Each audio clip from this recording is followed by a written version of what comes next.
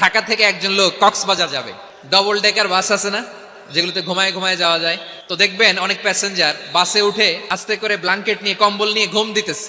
দেখেন তার কি বিশ্বাস ড্রাইভারের উপরে, এই বাস তো তারা চালাইতে চালাইতে নওগাঁ নিয়ে যেতে পারে, এই বাস তো তারা নিয়ে পঞ্চগড় ছেড়ে দিতে পারে, কিন্তু তার কোনো টেনশন নাই।